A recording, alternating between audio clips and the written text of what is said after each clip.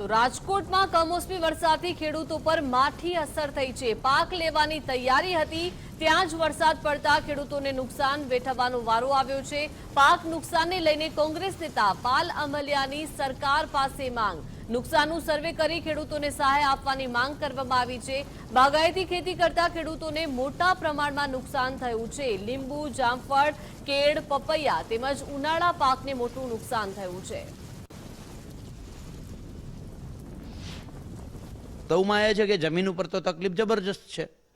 વરસાદ પડે છે અને અત્યારે તો 12 માસ ચોમાસું હોય ને એવી પરિસ્થિતિ ગુજરાતની થઈ ગઈ છે। આ પરિસ્થિતિમાં સરકારે પાક વીમા યોજનામાં સુધારો કરી અને સારી યોજના લઈ આવવાની હતી। એની જગ્યાએ પાક વીમા યોજના જ બંધ કરી દીધી। મુખ્યમંત્રી કિસાન સહાય યોજના જ બંધ કરી દીધી। એટલે કોઈ પણ કુદરતી આપત્તિઓ આવે એટલે ખેડૂતો માટે કોઈ આધાર કે જેમાં હકથી પાક વીમો હતો, સરકાર માની લો કે ન આપે તો ખેડૂતો કોર્ટમાં જઈ શકતા હતા। આમાં તો હવે કોર્ટમાં જવા જેવું ના રહ્યું। સરકાર માત્ર જાહેરાતો કર્યા રાખે છે।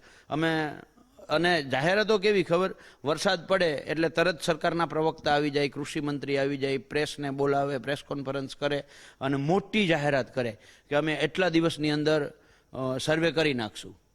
પછી સર્વે થઈ ગયો, સર્વે ચાલુ હોય ત્યારે પ્રાથમિક રિપોર્ટ માટે એક પ્રેસ કોન્ફરન્સ કરે, પછી આખો રિપોર્ટ સર્વે પૂરો થાય મહિને 1.5 મહિને, ખરેખર 3 દિવસમાં કરવો જોઈએ, મહિને 1.5 મહિને પૂરો કરે અને પછી પાછી પ્રેસ કોન્ફરન્સ, એટલે 3 પ્રેસ કોન્ફરન્સ કરે અને સામે ખેડૂતને 3 રૂપિયા ના મળે।